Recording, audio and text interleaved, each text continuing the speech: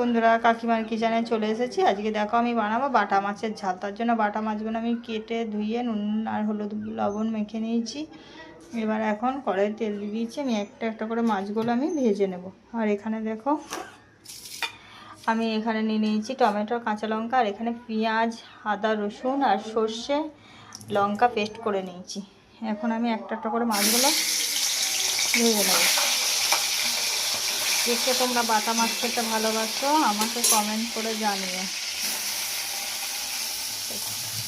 দেখো আমার সব মাছগুলো একটা একটা করে ভেজে নিয়েছি।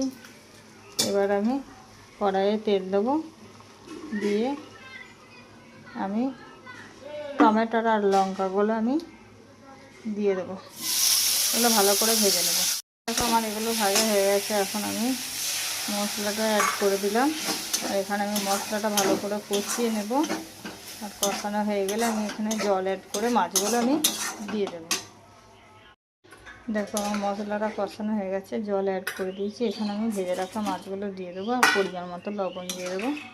এবার মাছটা আমার কিছুক্ষণ ফুটতে দেবো, তাহলে আমার বাটা মাছের ঝাল দেওয়া পুরো রেডি হয়ে যাবে। তোমরা এইভাবে বানিয়ে খেয়ে দেখো, খুবই ভালো লাগবে।